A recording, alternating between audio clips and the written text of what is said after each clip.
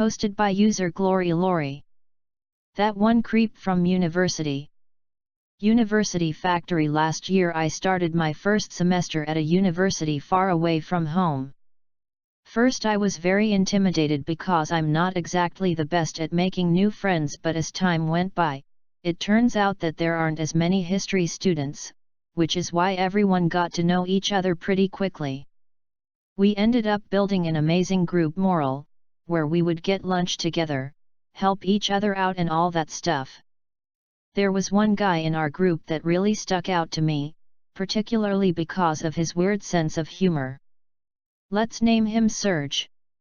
He kept making Hitler jokes on every occasion possible, which is even more concerning because he wants to be a history teacher, or would just make very clingy sexual comments towards girls in our group. We all kinda had the common understanding of ignoring whenever he had said something and quickly move on with another subject. However, it didn't take long for him to find my phone number in our group chat and DM me. That's where it all began. It started out harmless with questions a la "Do we really have to know this?" or "Have you learned for this test yet?" Most of the time his questions didn't make sense, but I figured he doesn't have the right antennas to sense the cringe, and I happen to have a soft spot for outcasts, so we kept talking for a while.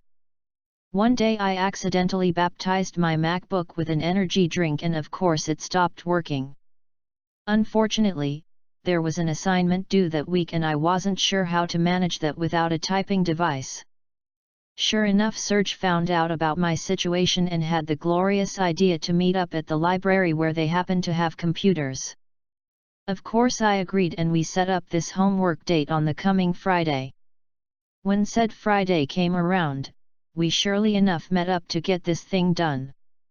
I have to admit, it was almost an instant regret for me, as he wouldn't talk or do anything the entire time, while I was finishing the task. Once I was done I realized that he has written one full sentence that entire time we were there, which was about 3 hours.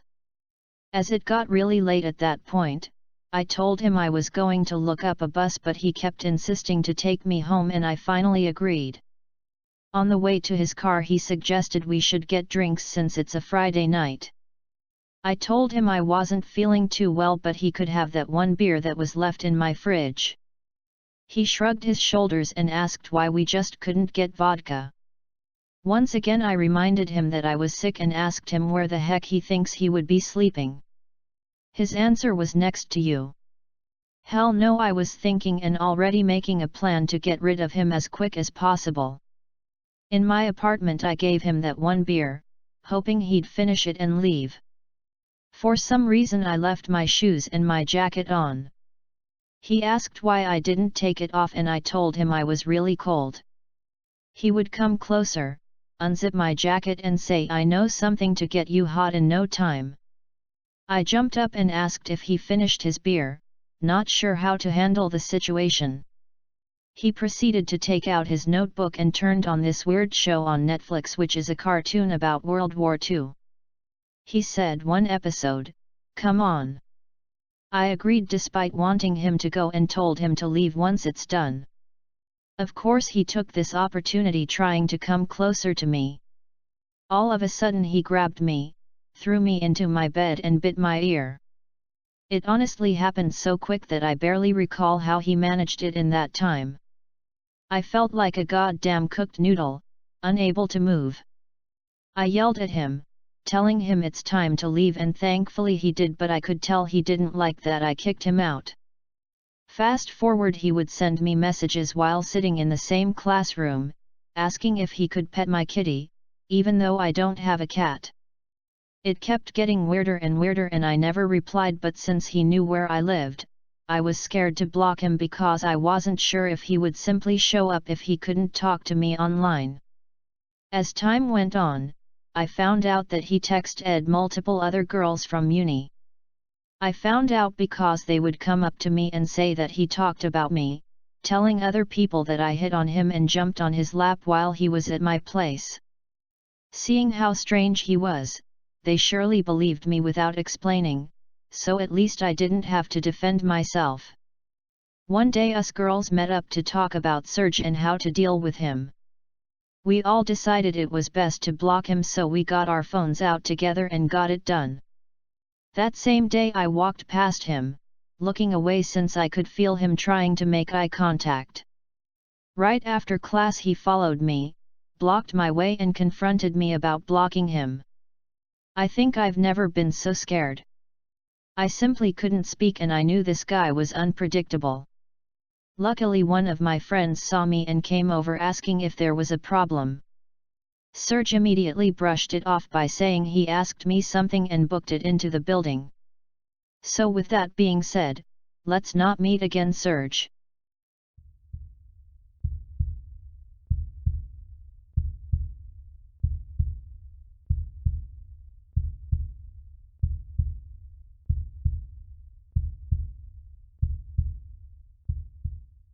Posted by user Shinstar Jane.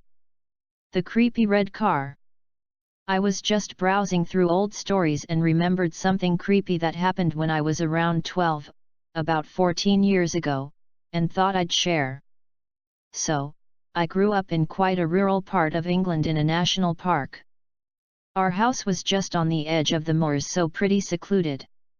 When I was 12 and had started experiencing all the horrible body changes, I went through a stage of riding my bike a lot and trying to lose weight.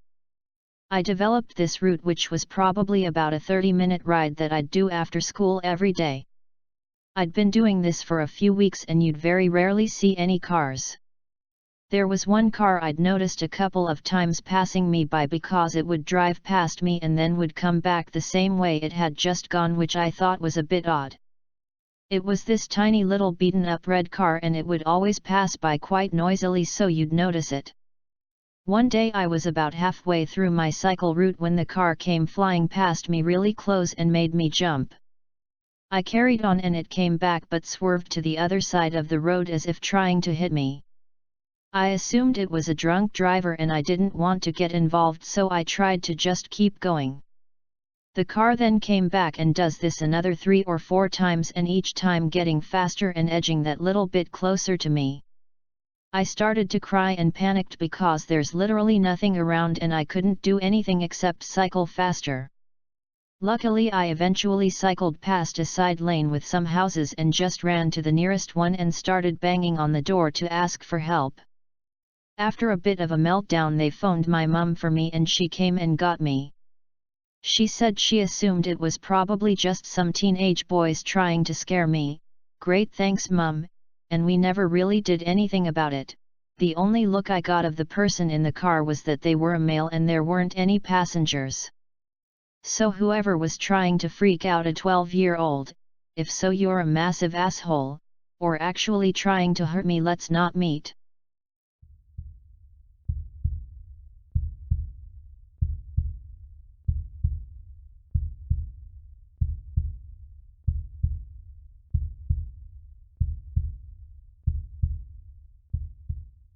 I went on a first date with a thirsty perv. Pretty long story. I want to preface by saying that I have had some good and bad dates in the past. But never have I been in a situation where a man was so utterly desperate that I genuinely felt like a date had turned into a scene out of a badly written movie where I was on the receiving end of a seduction scheme so cringe and poorly thought out that I couldn't even believe this was real life. Nevertheless, it all went down last night and I am now retelling this story with hopes that none of you out there make the same mistakes as me. Never ignore your intuition. Here's a bit of backstory. I'm in my mid-20s living in London. I matched with this one guy last week on Bumble. From what I could tell there were no red flags in his profile.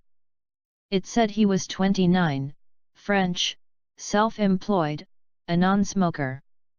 His photos were pretty normal, with pictures showing both his face and body. So I messaged him and we started speaking. I noticed right away he would open all my messages the moment I'd send them and would reply immediately. He also asked for my number after only a few exchanges and I gave it to him to resume our chat on WhatsApp. Early on, I already felt like something was off. He was pushy. His first message to me was a complaint that he couldn't see my profile picture on WhatsApp. He asked me out for drinks immediately, and when I said I was available to meet the following Saturday, he wrote back, "Why so serious? You can't drink on a weekday." To my mistake, I had revealed I was a lightweight, and he proceeded to make comments about how he had plans to ply me with alcohol. "I'm going to get you drunk."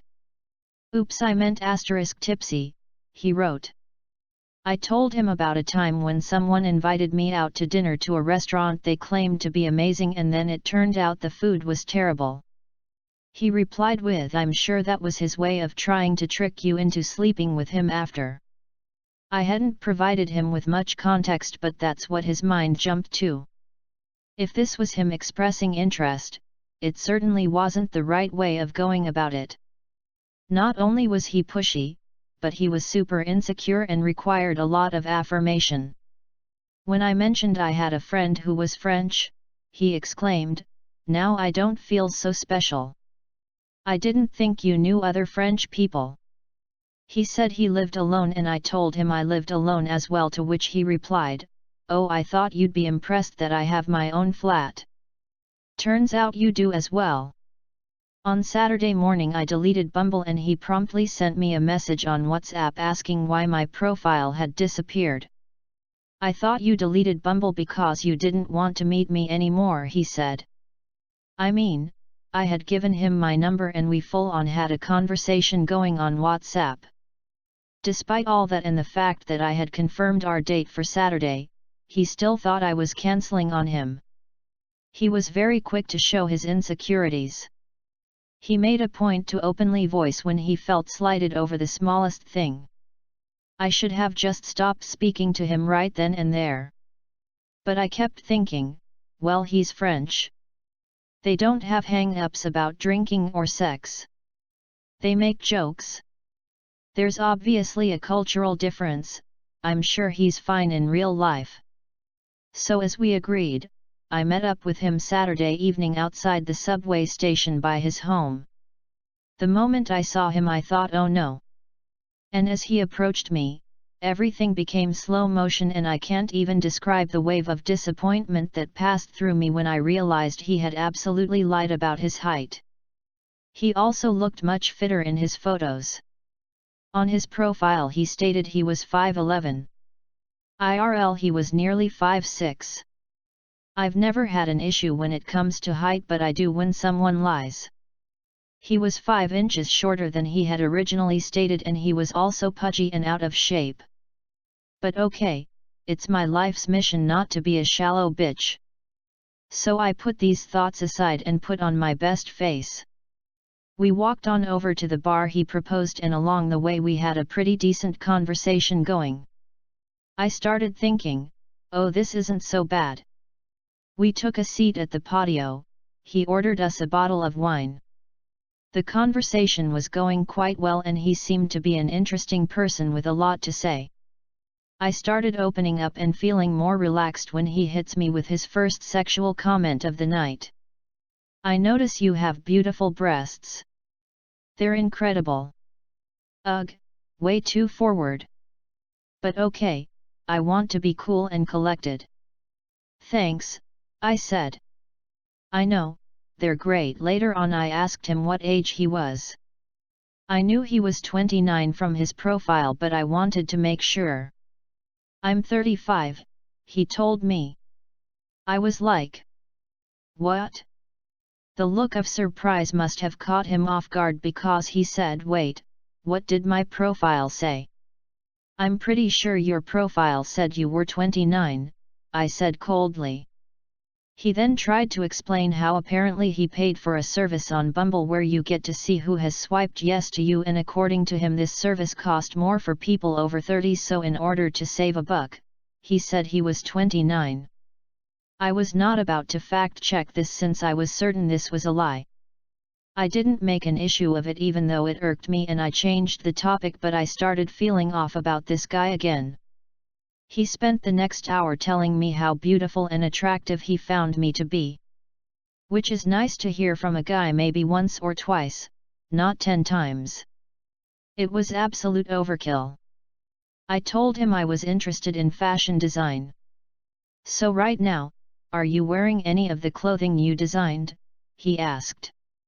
Unfortunately not, I replied. That's a shame, he said. I was hoping you were going to tell me you designed the panties you're wearing tonight. Perhaps you would offer to show me them later. Barf. A few minutes later he asked me how much I would charge him if I were a prostitute. Later on when I went to the restroom and walked back to our table, he told me, I find your walk to be incredibly sensual. Annoyingly he also pointed at a scar I had on my shoulder blade from an incident that occurred many years ago and asked, what happened there? Just no filter. It's like what a child would say. In between all that I would catch him glancing down at my chest every 5 minutes and then back at my face with zero shame. The thirst was so real. I have to imagine this type of aggressive flirting had worked for him before. But wow, it was doing nothing for me. The bar was closing for the night and he suggested we go over to his apartment. Something told me this was his plan all along and I told him, no thanks. He pleaded with me, said we're not going to drink at my place if you don't want to. I can make you a coffee. I just want to hang out a bit longer. I don't know if it was the fact that I was drunk, or the fact that living in London had turned me someone who didn't want to start a fight or any conflict. But I stupidly agreed and we walked over to his place. We arrived at his apartment and he started doing his whole needy, seeking validation thing. Do you like my apartment? Do you like my plants? You like my windows? What about my curtains? You like my studio setup? Touch that leather couch, you like it? Could I have said to him, no, I don't like any of this shit? Yes. I suppose I could have, but I'm polite apparently. I think all sorts of sassy mean thoughts and I can come up with sick burns for days, but for some reason I feel compelled to be a fake nice girl on the outside. So in the interest of being nice, I sat down on his couch and entertained the idea that perhaps this wasn't about to go wrong in every way. You like my Alexa? He asked. Without giving me a chance to even reply or ask what the hell he was talking about, he says out loud, Alexa, turn on sex lighting. Immediately, the lights dimmed and an odd 70s tune starts playing.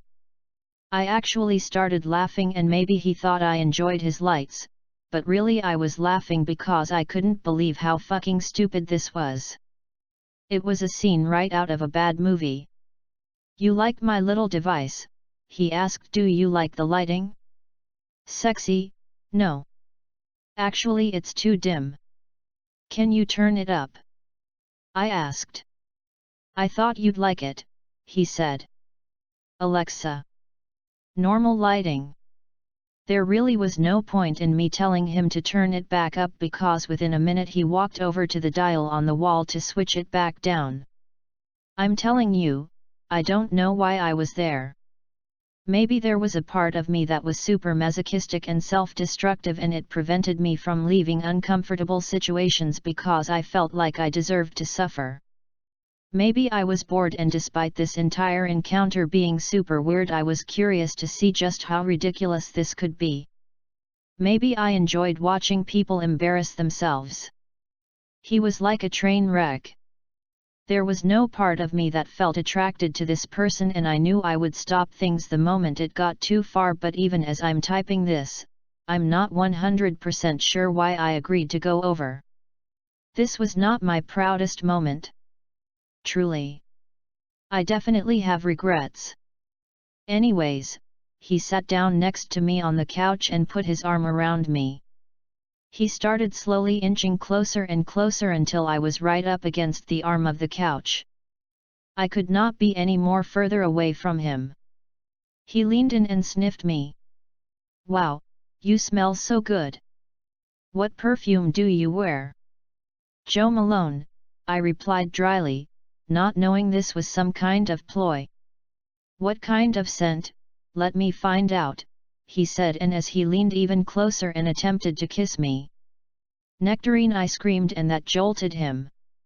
I pushed him away. I think I'll go home now, I said, getting up. No, please stay, he begged. I didn't mean to make you uncomfortable. I'll stop. This was hella embarrassing. Like, how are you going to beg like that? Stay for another 10 minutes at least, he pleaded. And you know what? I sat my ass back down.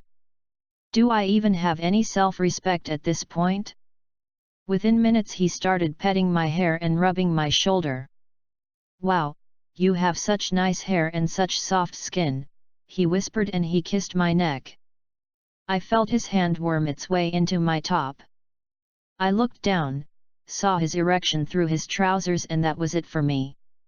Yeah, I'm going home, I said. No, please. Don't go, he repeated like a broken record.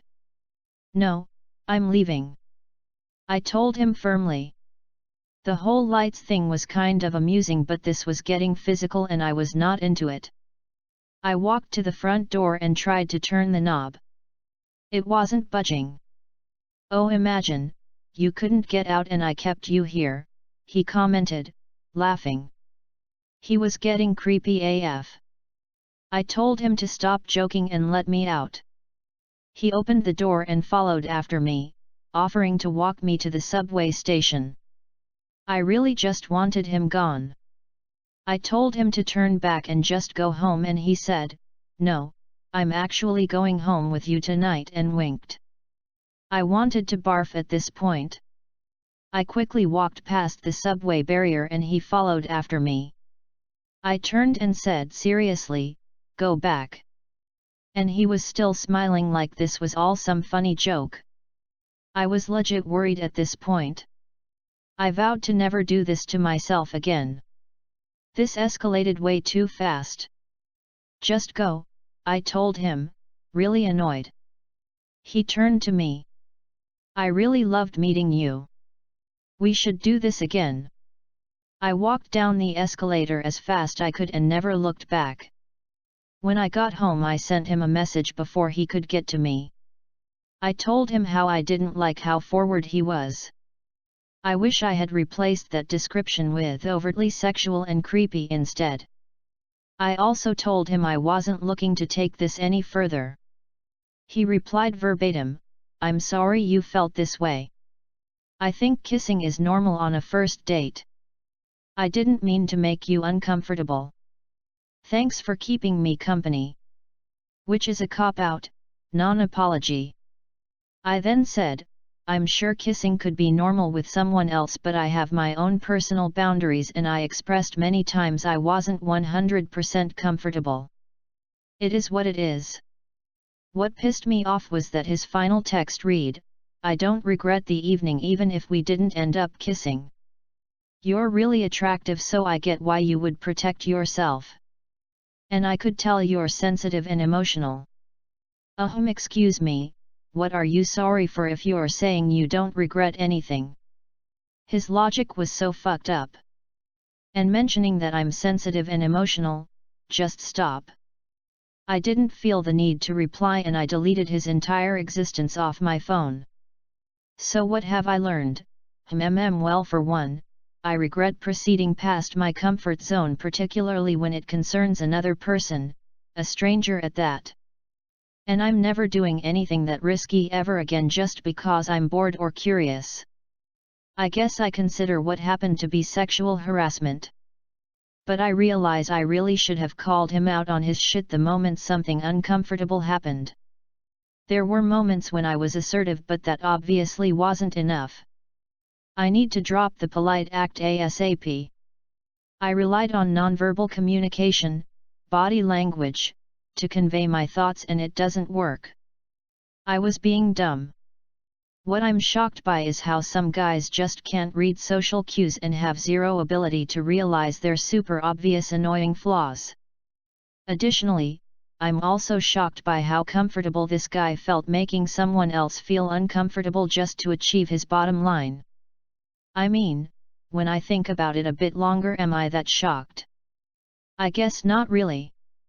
But ladies, if you're in London and you somehow meet a French guy from the Alps who claims to be 5'11", lives by Euston Station and offers to take you out to the bar by his apartment above a Malaysian takeaway. So did you like my video? Run for the hills. I really hope so. You don't want to know him, and I hope I never meet this loser ever again. More. I will try to get one video a week. So I'd like to add that I'm not normally complicit at making great videos. I will make more per week. In fact, I'm usually very forward. So subscribe and hit the like button. I've been seeing a therapist who has suggested I stop being so cold and I should open up more and give people chances. Thanks and goodbye. But yeah, I know took this being nice thing too far.